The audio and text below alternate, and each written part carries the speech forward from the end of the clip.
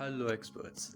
आज का वीडियो भी बिल्कुल रियल टाइम वीडियो रहने वाला है। नो टाइम स्किपिंग एंड मेरी आवाज़ बहुत ज़्यादा ख़राब आई होगी इस वीडियो में यार, तो प्लीज़ उस चीज़ को इग्नोर कर देना बिकॉज मुझे ज़ुकाम चढ़ा हुआ है भयंकर वाला। तो हो सकता है उस वजह से मेरी आवाज़ थोड़ी फट रही हो या फिर कट रही हो या फिर मैं अच्छे से नहीं बोल पा रहा हूँ, तो उन चीज़ों को इग्नोर कर देना। एंड हमेशा की तरह अपने साथ में अपना पेन पेपर पेंसिल स्केचबुक कुछ ले लीजिए जिससे आप इस वीडियो को देखते देखते साथ में प्रैक्टिस कर पाएँ।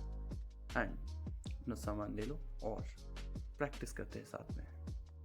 आज की वीडियो का रेफरेंस रहेगा ये, एंड ये रेफरेंस थोड़ा सा काइंड ऑफ टफ है, बट हम लोग आज इसी को ब्रेक डाउन करेंगे। एंड अगर मेरी आवाज़ थोड़ी सी ख़राब आए या फिर बीच बीच में अटक जाए तो उसे इग्नोर करना यार। थोड़ा सा सर्दी ज़ुकाम लग गया है तो तब करके मुझे थोड़ी सी दिक्कत हो सकती है बोलने में, बट इस चीज़ को थोड़ा सा इग्नोर करना। सो सिंप्लीफाइंग से स्टार्ट करते हैं। जैसा कि हम लोग अपने रेफरेंस को देख सकते हैं, इसे देख के तो कोई भी बता सकता है इजीली कि किस चीज़ में हम लोग इसे सिंप्लीफाई करेंगे। ऑब्वियसली हम लोग इसे सिंप्लीफाई करेंगे ट्रायंगल बनाकर। समझ रहे हो? अगर एक कार्टून आप लोगों ने बचपन में देखा होगा तो आपको पता होगा कि ये कैरेक्टर का चेहरा ट्रायंगल शेप से इंस्पायर है। एंड हम लोग इसी शेप को पहले ड्रॉ करेंगे, ठीक है। एंड यहाँ पर जो है अपना प्लेटिपस पेरी, ये काइंड ऑफ कैसे कहते हैं रेक्टेंगल सी शेप, समझ रहे हो? रेक्टेंगुलर शेप में। जैसा कि मैं हमेशा कहता हूँ कि डायरेक्टली हम लोग किसी भी तरीके की डिटेल में नहीं घुसेंगे। सबसे पहले हम लोग इजीली सिंप्लीफाई करेंगे चीज़ों को कुछ इस तरीके से जिससे हम लोग अपने स्केच की एसेंस भी कैप्चर कर पाएँ एंड हमें ज़्यादा टाइम भी ना लगे। ये हमारा मेन ऑब्जेक्टिव है सिंप्लीफिकेशन का, कि टाइम भी कम लगे बट स्केच का जो एसेंस है वो भी कैप्चर हो जाए। ओके, थोड़ा सा गलत बन गया यार, ये ऐसा होना चाहिए था।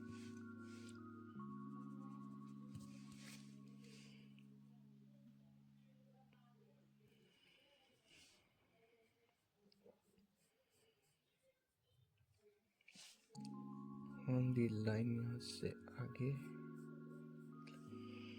फिर एक लाइन यहाँ से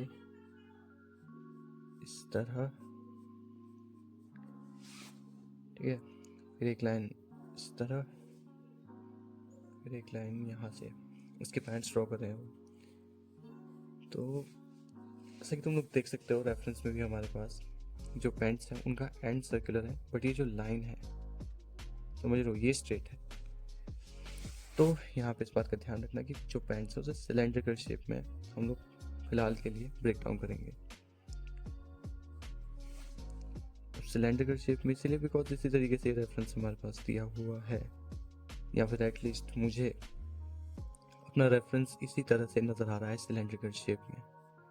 अगर आपको कुछ और शेप में नज़र आ रहा है तो आप किसी और शेप में भी ब्रेक डाउन कर सकते हो if you know the process. And ज़्यादा कंफ्यूज नहीं होंगे, शूज़ को भी स्ट्रेट लाइन में हल्का हल्का, ठीक है। एंड इस तरीके से ये वाला शू, प्लेटिपस पेरी के ये जो पैर हैं इन्हें ड्रॉ कर लेते हैं।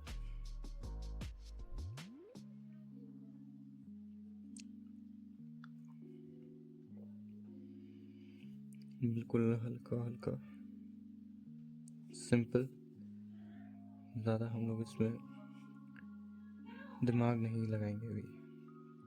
अगर बैकग्राउंड से कोई आवाज़ आती है तो प्लीज़ उसे इग्नोर कर दो यार। वैसे तो मेरा माइक आज आने वाला था बट वो माइक आज आ नहीं रहा है, कुछ प्रॉब्लम हो गई है आई गेस। देखते हैं कब तक आता है।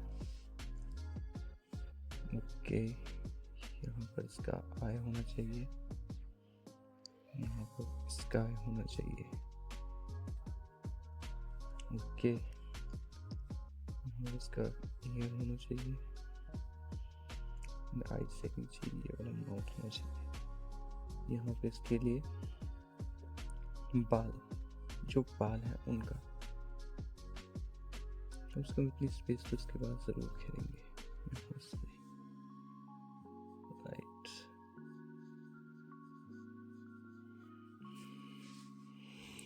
जैसा कि आप लोग देख सकते हो कि जो ये सिंप्लीफिकेशन है, इसे ड्रॉ करने में मुझे लगे सिर्फ 4 मिनट और कुछ सेकंड्स। एंड जो मेरा रेफरेंस है, इसको देख के आप बोल सकते हो कि इससे ये रेफरेंस वाली फील आ रही है। इसको देख के लग रहा है कि मैं जो ये चीज़ ड्रॉ कर रहा हूँ ये ऐसी ही बन रही है। एंड इस तरीके से आप लोग चेक कर सकते हो कि आपका सिंप्लीफिकेशन स्टेप सही है या फिर नहीं है।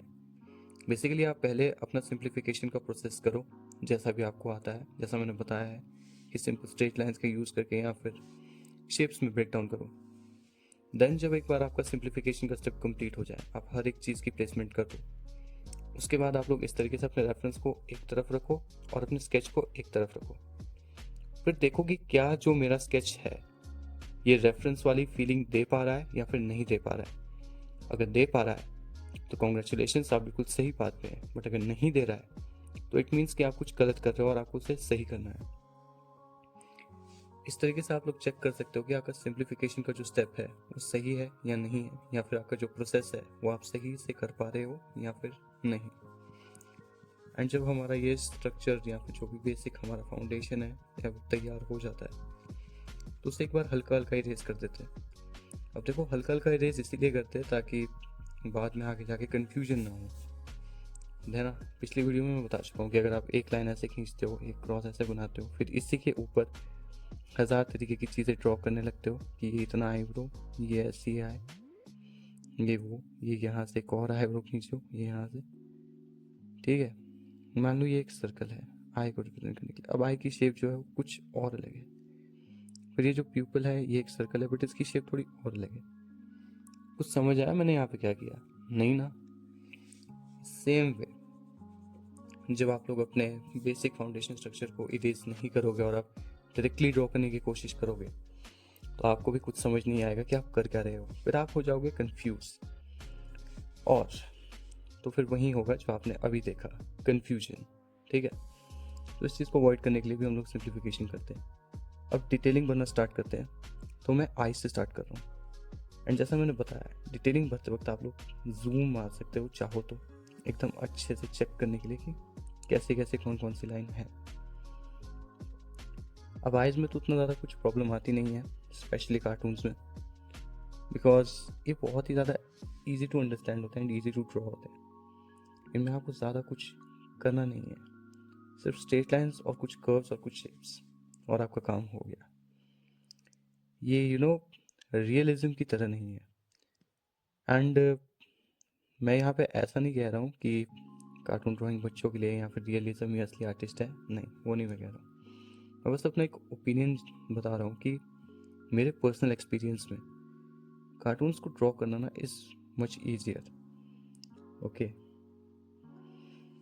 क्योंकि जब आप लोग पोर्ट्रेट्स ड्रॉ करने जाओगे और रियलिज्म में घुसोगे तो वहाँ 1000 तरीके की चीज़ें आ जाती हैं, टेक्सचर, डेप्थ, है ना, मतलब बहुत सारी चीज़ें। इनमें भी वो चीज़ें होती हैं, इनमें भी वो कॉन्सेप्ट्स हैं, बट कार्टून्स में उन कॉन्सेप्ट्स को अप्लाई करना ईजी है, बट रियलिज्म उन्हें अप्लाई करना बहुत ज़्यादा हार्ड है, समझ रहे हो। अब हार्ड है तो उसका मतलब ये नहीं कि आप कर नहीं सकते हो, बेशक आप कर सकते हो अगर आप प्रैक्टिस करो तो। बट अगर आप प्रैक्टिस नहीं करोगे और सोचोगे कि मुझे सब मिल जाए तो फिर वो तो पॉसिबल नहीं है, वो फिर नहीं हो सकता।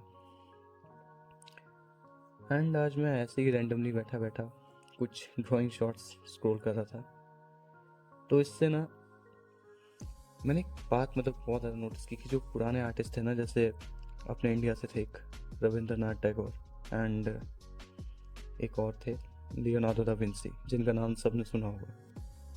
तो उन दोनों में ना कॉमन हैबिट मैंने देखी है, उनमें तो क्या, मोस्ट ऑफ द आर्टिस्ट में, कि जो ग्रेट आर्टिस्ट होते हैं ना वो सिर्फ एक पर्टिकुलर सब्जेक्ट यानी कि सिर्फ ड्राइंग या फिर पेंटिंग तक ही सीमित नहीं है। वो लोग बहुत सारे अलग अलग सब्जेक्ट्स की भी नॉलेज रखते हैं, वो भी अच्छी खासी। फॉर एग्जाम्पल जो लियोनार्डो दा विंसी हैं, वो लोग एक पेंटर होने के साथ साथ में एक स्कल्प्टर, एक मैथमेटिशियन, एक साइंटिस्ट भी थे।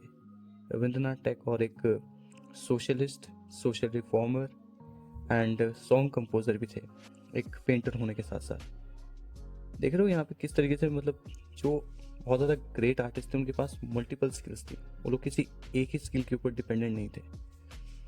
सो मैं इससे इस कंक्लूजन पे पहुंचा हूँ कि हम लोगों को भी ना अपनी लाइफ में डिफरेंट सेट ऑफ स्किल्स को बिल्ड करना चाहिए। लाइक जो हमारा प्राइमरी गोल है उससे तो ऑब्वियसली हमें रखना चाहिए, लाइक जैसे आर्टिस्ट का या फिर मेरा गोल तो प्राइमरी है कि मुझे ड्राइंग में ज़्यादा बेटर करना है। बट इसके साथ साथ एक अनदर, एक और स्किल मेरे पास होना चाहिए। ऐसा नहीं कि मैं सिर्फ एक ही चीज़ में खो सा गया हूँ, ऐसा मुझे लगता है। बट इसका मतलब ये नहीं है कि जो लोग डिफरेंट शौक मार लेते हैं और एक चीज़ पे नहीं रहते, यानी कि जो डिफरेंट स्किल्स को प्रैक्टिस करते रहते हैं, सिर्फ वही ग्रेट बन पाते हैं, और जो एक ही स्किल पे प्रैक्टिस करता है वो ग्रेट नहीं बन पाता है। वैसे ये काफ़ी हद तक सच भी है, काफ़ी हद तक सच नहीं भी है। बिकॉज देखो, आई पर्सनली बिलीव कि अगर कोई भी बंदा सिर्फ एक ही स्किल में अच्छा हो ना, सिर्फ एक ही स्किल है उसके पास, ठीक है, और उसके अलावा और कोई स्किल नहीं है, सिर्फ एक स्किल, तो वो सक्सेसफुल नहीं बन सकता है, ऐसा मेरा मानना है। बिकॉज ऐसा मैं इसलिए मानता हूँ क्योंकि लेट्स से फॉर इमेजिन कि आप एक आर्टिस्ट हो एंड आपके पास सिर्फ एक ड्राइंग का स्किल है कि आप ड्राइंग बहुत ही अच्छा कर लेते हो, लाइक बहुत ही अच्छा। बट वही बात है कि अगर आपको खुद को मार्केट करना नहीं आएगा, या फिर अगर आपको सामने वाले से बात करना नहीं आएगा कि जो मेरा यू नो लेट्स से आपके पास एक कस्टमर आता है और वो आपको कहता है कि मेरा पोर्ट्रेट ड्रॉ करके दो, और अगर आपको कम्युनिकेट ही नहीं करना आता, आपको मार्केट करना नहीं आता, आपको बिजनेस के बारे में नहीं पता है, तो आप यहाँ पर फेल हो जाओगे। समझ रहे हो? सो आई पर्सनली बिलीव कि डिफरेंट सेट ऑफ स्किल्स होना बहुत ज़्यादा ज़रूरी है आज की डेट में। एंड आई गेस मैं थोड़ा ऑफ टॉपिक जा रहा हूँ, सो टॉपिक पे बैक आ जाते हैं। तो अभी हम लोग आ चुके हैं प्लैटिपस पेरी की डिटेलिंग पे। इनकी डिटेलिंग में ज़्यादा कंफ्यूज मत होना, मैंने सिर्फ जो बेसिक लाइन खींची थी उसी के अंदर डिटेलिंग करना स्टार्ट किया है, और ज़्यादा कुछ भी नहीं है। एंड आराम से एक एक करके मैं सारी डिटेल्स को ड्रॉ कर रहा हूँ, ठीक है? तो ज़्यादा कंफ्यूज मत हो जाना कि मैं कर क्या रहा हूँ। यार मैं कंफ्यूज क्यों हो रहा हूँ? कोई बात नहीं दोस्तों, जुकाम का असर है शायद, जुबान नहीं खुल रही है मेरी आई गेस। तो जैसा कि आप लोग देख सकते हो कि इन दोनों के चेहरे में ड्रॉ कर चुका हूँ, एंड सो मुझे अभी भी लग रहा है कि इसका एक्सप्रेशन हमें थोड़ा और अच्छा कर सकता था। चलो इसे इंकिंग में मैं ठीक कर सकता हूँ। एंड अब आ जाते हैं आर्म्स पर। वैसे आर्म्स तो ड्रॉ करना बहुत ईजी था, एक लाइन ऐसे खींच ली, एक लाइन उसके पैरेलल में खींच लो। अब हम लोग इसके फर्स्ट फिंगर से ड्रॉ करना स्टार्ट करेंगे, देन अब इसका अंगूठा बना दो। समझ रहे हो? ये एक सिंप्लीफिकेशन का तरीका है। उसके बाद इसमें और उंगलियां ऐड कर लो, बन गया आपका हैंड, है ना? था ना बहुत ईजी? ज़्यादा कोई इसमें वो है नहीं बात की लाइक बहुत टफ है या फिर क्या ही है, समझ रहे हो? सिंपल एक लाइन खींच दो, एंड ये लाइन जैसे मर्जी से नहीं खींचना है, जैसा आपको यहाँ रेफरेंस में दिख रहा है इसकी सर्कुलर मोशन में है, तो हमारी लाइन भी सर्कुलर मोशन में ही लगेगी। एंड अब हम लोग हाथ को ड्रॉ करने जाएंगे, तो हैंड्स को ड्रॉ करना आर रियली ईजी। समझ रहे हो? ये देखो, बस एक लाइन और खींच लो ऐसे फ्लो के साथ में, ठीक है? एंड ये इसके पैरेलल में एक सर्कुलर लाइन और खींच दो, बस बन गया, है ना? ज़्यादा टफ नहीं था। अब जैसे कि देख सकते हो कि यहाँ पे क्लोथ भी ड्रॉ हो चुका है ऑलमोस्ट। आई गेस यार मैंने अपना प्लेटिपस पेरी ना थोड़ा पतला बना दिया, इसे थोड़ा मोटा करना चाहिए था मुझे।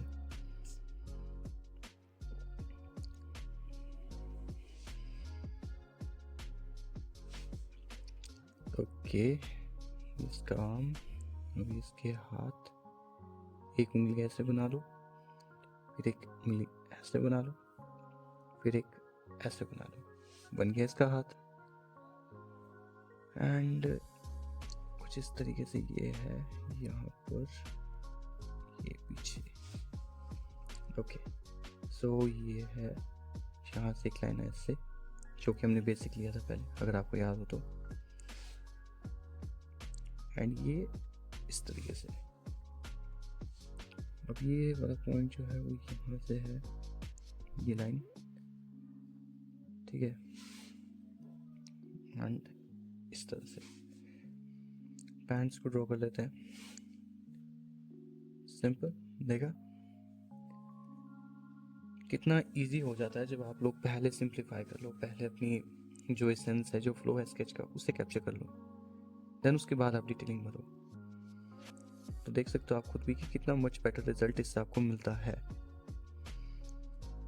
एंड ये ऑलमोस्ट तैयार हो चुका है। अच्छा, मैं इसे अलग अलग ड्रॉ कर रहा हूँ, बट आप लोग चाहो तो इससे बिल्कुल एक लाइन में ऐसे खींचने की कोशिश करना। पहले एक लाइन में इसलिए क्योंकि इससे ज़्यादा बेटर फ्लो आपको मिलेगा। तो अब आ जाते हैं हम लोग अपने लेग्स पे। तो ये इस तरीके से है, ये इसका सॉक्स, इसके शूज,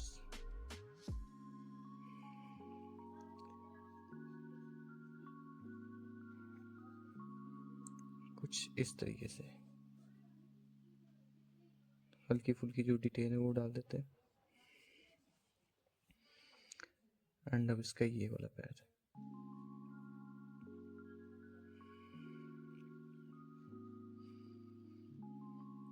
इस तरीके से, लाइक ऐसे, एंड एक लाइन यहाँ से खींच लो, माइनर डिटेल्स, ये ऐसे, ये इसका सॉक्स ऐसे।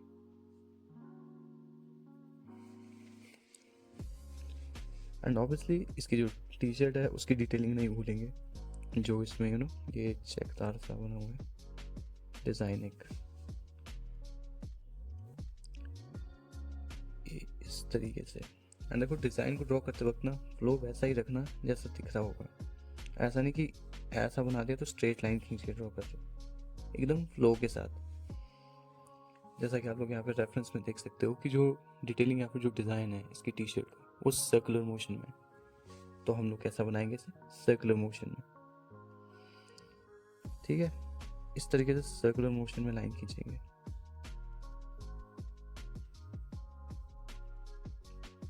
सी कितना इजी था, ज़्यादा कुछ इसमें आप लोगों को दिमाग खराब करने की कोई ज़रूरत है नहीं। ड्राइंग करना एक्चुअल में मन को बहुत शांति देता है, अगर बस आपको पता होना चाहिए कि कैसे करते हैं, देन समझ जाओ आधे से ज़्यादा प्रॉब्लम तो वहीं ख़त्म है। एंड इसके पैर ड्रॉ कर लेते हैं जो कि डक की तरह है पता नहीं क्यों मुझे डक की तरह लग रही है पाँव। इस तरीके से वेव लाइन बनाएंगे एंड में ये इस तरीके से एक हल्का सा यहाँ पे जो इसका दूसरा पैर है, ठीक है। फ्लो का ध्यान रखेंगे, फ्लो को नहीं तोड़ेंगे वरना इवेंचुअली स्केच खराब हो जाएगा। अब इसकी पूंछ जो कि है काइंड ऑफ इस फ्लो में एंड मोशन, और इसकी पूंछ का ये जो डिज़ाइन है ये तो मैं कभी नहीं भूल सकता भाई, नॉस्टैल्जिया है चाइल्डहुड का।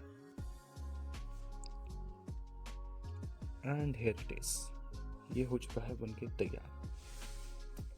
अब चलो इसमें इंक करते हैं। अब इंक करने के लिए सिंपली जो हमने स्ट्रक्चर बनाया है बस उसके ऊपर हम लोग इंक कर देंगे, ज़्यादा कोई टफ काम नहीं है। बस ध्यान रखना कि तुम्हारा पेन तुम्हारा सही से साथ है, मतलब बिल्कुल ऐसे पकड़ के पूरा जोर लगा के ऐसे मत खींचने लग जाना लाइंस, वरना कुछ ये हो जाएगा। तो तुम लोग अगर आँख पे देखोगे ना ढंग से तो प्रॉपर सर्कल नहीं बना, थोड़ी सी मुझसे गलती हो गई है यहाँ पर। तो ट्राई करना कि पेन को बिल्कुल हल्के हाथ से चलाना, ठीक है, for much better result and much better control. इस तरीके से आईब्रोज एंड ये देखो, अगर आप लोग स्केच पेन का यूज़ कर रहे हो आउटलाइन करने के लिए, जो कि मुझे बहुत ज़्यादा बोला जाता था जब मैं स्कूल में था, आई डोंट नो यार उन सर की प्रॉब्लम क्या थी, वो हमेशा बोलते थे कि मुझे आउटलाइन स्केच पेन से ही चाहिए, उसके अलावा तुम किसी और चीज़ से आउटलाइन मत खींचना। एंड मुझे नहीं पता कि किस तरीके का रूल है, मे बी शायद इससे भी कोई हेल्प मिलती होगी, आई डोंट नो। बट अगर आप लोग स्केच पेन से जब आउटलाइन करते हो ना तो उतनी ज़्यादा प्रॉब्लम नहीं आती है, because sketch pen I believe कि इट्स मच ईजियर, क्योंकि उसमें आपकी लाइन की क्वांटिटी जो है वो बदल नहीं जाती या क्वालिटी जो है वो बदल नहीं जाती। बट जब आप लोग बॉल पेन से या फिर जेल पेन से इंकिंग करने की कोशिश करते हो तो जो लाइंस हैं उनकी क्वालिटी में बहुत फ़र्क आ जाता है। लाइक अगर आप पेन हल्का पकड़ोगे तो आपकी लाइन कुछ इस तरीके से जाएगी। अगर आप पेन को प्रेशर के साथ अप्लाई करोगे, जोर लगा के ऐसे ड्रॉ करने की कोशिश करोगे, तो ये देखो लाइंस की क्वालिटी में कितना फ़र्क आ गया। एंड यही फ़र्क आ जाता है आपके स्केच में भी। अब जैसे कि जो हमारा रेफरेंस है, यहाँ तो फिलहाल कोई प्रॉब्लम नहीं आएगी, बिकॉज जो कार्टून्स होते हैं उनमें मोस्टली जो जितनी भी लाइंस होती हैं उनकी क्वालिटी सेम रहती है, यानी कि सेम इतनी डार्क रहेगी, हर जगह इतनी डार्क अप्लाई होगी। ऐसा नहीं होगा कि इतनी डार्क लाइन खींचोगे तो आगे जाके इतनी लाइट करनी है। ओके, तो ये इस तरीके से आराम से भरने की कोशिश करना। एंड अगर आप लोग कलरिंग करना चाहते हो तो आप लोग कलरिंग भी कर सकते हो, ठीक है, इट्स योर चॉइस। मैं यहाँ पे कलरिंग नहीं कर रहा हूँ बिकॉज मैं सिर्फ खाली अभी स्टडी कर रहा हूँ, खुद को समझा रहा हूँ कि मैं क्या कर रहा हूँ, एंड आप लोगों को मैं यहाँ पे एक्सप्लेन कर रहा हूँ कि मैंने यहाँ पे क्या किया। एंड आई बिलीव कि टाइम के साथ मेरी ये क्वालिटी शायद ज़्यादा बेटर होती जाएगी जितना ज़्यादा मैं इसे प्रैक्टिस करूँगा। बिकॉज मैंने एक बार एक बहुत अच्छी चीज़ सुनी थी कि कोई भी बंदा ना बॉर्न टैलेंट के साथ पैदा नहीं होता है। इनफैक्ट गिफ्टेड जैसा ना कुछ भी नहीं होता है। हम लोग या फिर जो सोसाइटी में है, कुछ लोग आपको ऐसे मिल जाएंगे कहते हुए कि लाइक वो तो इसीलिए इतना अच्छा कर पाया क्योंकि वो गॉड गिफ्टेड है इस चीज़ में। बट आई बिलीव कि गॉड गिफ्टेड जैसा ना कुछ नहीं होता। Everything comes with practice. अगर आप प्रैक्टिस करते जाओगे तो आप कुछ भी कर सकते हो, समझ रहे हो।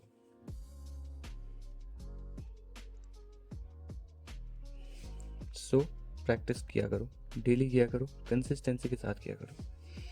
जैसे एक बंदा है ग्रुप में, मतलब होता था, उसकी ना एक प्रॉब्लम रहती थी, वो हमेशा एक चीज़ मुझसे पूछता रहता था कि भाई मैं डेली ड्रॉ नहीं कर पा रहा हूँ, मैं डेली कैसे ड्रॉ करूँ।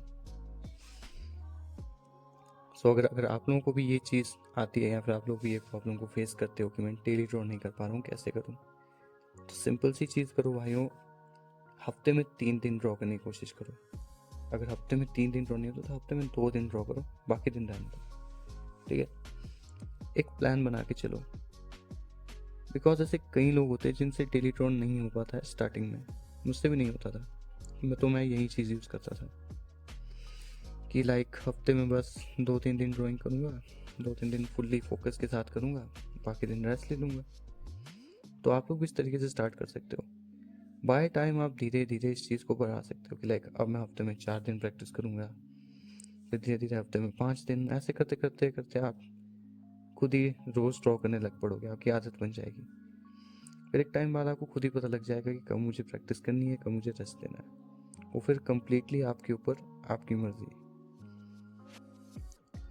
सो इस तरीके से डिटेलिंग फंसेंगे यहाँ पे। एंड आई नो कि यहाँ पे डार्क है।